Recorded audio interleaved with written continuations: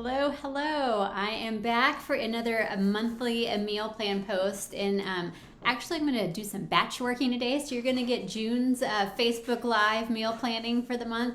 And you'll get July's in just a few minutes too. So what I have started doing is instead of doing weekly meal plans, if you're used to my weekly meal plans, I started doing them monthly just to kind of free up some of my time. And then also with summer approaching, we have some travel coming up. So it's like, let's do some of this batch work together. So I've created the meal plan for the month of June, and I've created one for the month of July. So right now I'm going to go over June's with you and show you how I came up with that meal plan. And for June, I decided to do carb cycling, a carb cycling based meal plan, because typically before we go on vacation, my husband and I do follow a carb cycling meal plan. We've done it for a long time. I'll go ahead and share my screen. So if you go to my website, What's Working Here, if you go to meal plans and you hover over, you can see all the different types of meal plans. You can see that I've chosen carb cycling here. You can see we've been doing it for a while. So I actually went back to the last page where I've got some carb cycling meal plans from 2018. So yes, that's how long. I think we've been doing it before then, but that's since the website started, kind of when I started doing it. I did notice some discrepancies though, and so I was like, oh, I'll go back, because my husband's like, can we mix things up a little bit? He kind of got bored with our normal carb cycling, so it's like, oh, let me go way back and see what we had before, and the containers seemed all off, which led me to go to the Beachbody on Demand and go through like 80-day obsession carb cycling, and then the portion fix, 21-day fix extreme carb cycling. And I noticed my containers are all off, and I think I do remember there being some changes. I know that Autumn made a lot of updates to it. So if you go back to these way back when menus, the containers are a little bit off. So I pulled up a way back when menu, but then I went and I looked at the different the container counts and match them up to make sure that you're correct. I believe in the resource library, if you go in there and look up the carb cycling meal plan templates, they should be correct, because I didn't create templates for a while. So they should be correct if you're following the carb cycling template. So on to the meal plan. So what I did is I went to an old meal plan, pulled it up, I kind of adjusted some of the containers there, but then I also did go through, I might have pulled up like 2 or 3 different ones just to get some different things going here, but I did go in and look at, because I think on one of the plans, like you did have like your orange and blue container still on carb cycling days, which I noticed wasn't there anymore, so I made those updates. Anyway, so carb cycling, the whole point of carb cycling is to kind of shed some of that like water weight and excess fat and things like that. They do it, it became in like countdown to competition. They did it for 21-day fix extreme, like if you're doing like a physique competition. Yeah, I don't see myself doing that. But I like to do it before like a beach vacation or something like that. So just to kind of get rid of some of the extra fluff. Yes, it's not a permanent solution. And Autumn does say that you should only do carb cycling like once every 3 months. So it's not something you can just like week after week continually do. There are some different patterns with it. For example, like 21-day fix extreme, I think it's like she does do it for 3 weeks. Well, it's a 3-week period, but you're not doing, and then you have to wait. For me, so you could do carb cycling, you can do 1 day of regular eating, 2 days of carb cycling.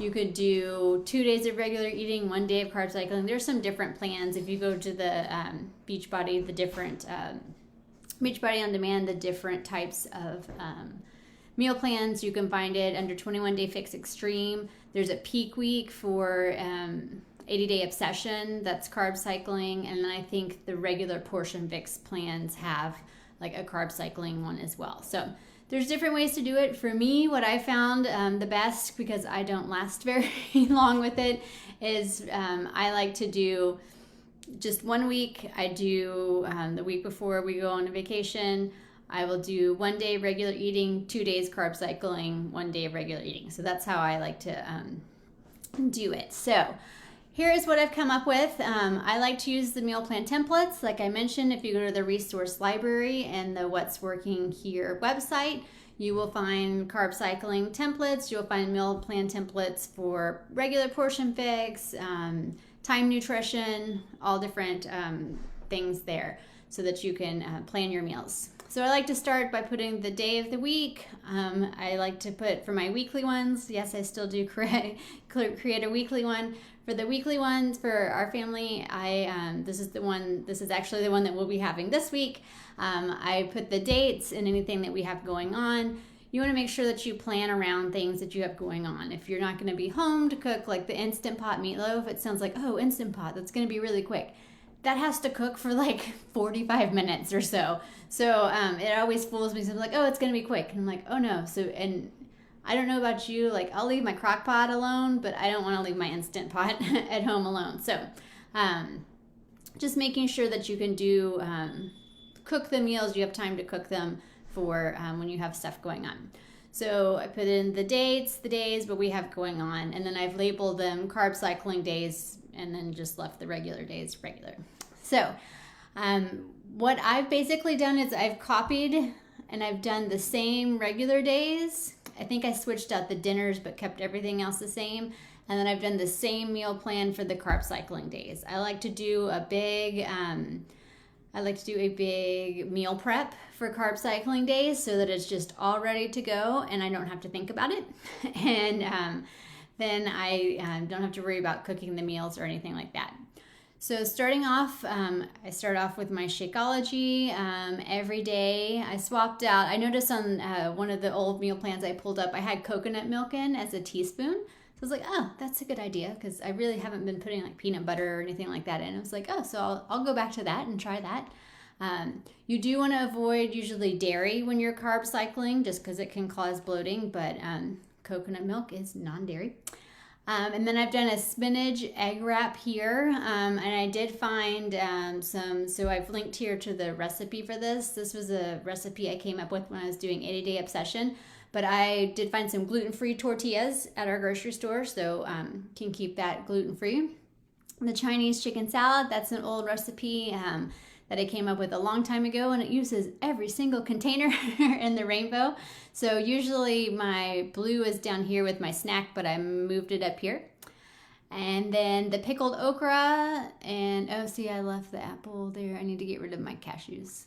See, look at that. Fixing things as we go. So I have pickled okra, that's just an easy snack that I like, and then I'll have an apple. And then this Instant Pot meatloaf, it's from Confessions of a Fit Foodie. She does a lot of portion fix recipes, and they are delicious. And this one's like magic because you put everything into your Instant Pot and it all cooks at once. But it does take a bit of time. So that's what I have going for Sunday. For Monday will be a carb cycle day. So I start again with the Shakeology, but no banana this time. And then we'll do eggs and oatmeal. I put some turkey smokies on here.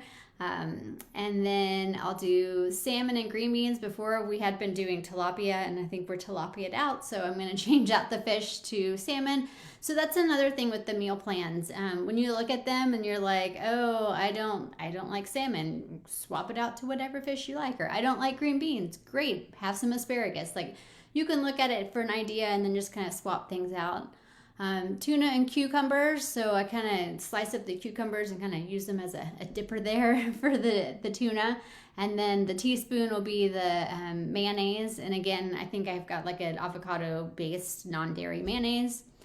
Chicken and mushrooms with some ghee, and then some ground meat with zoodles and marinara. So kind of like I think Autumn did a thing on Instagram where it's kind of like a zucchini noodle bake, but it didn't have any noodles. It's just ground meat and zoodles and marinara.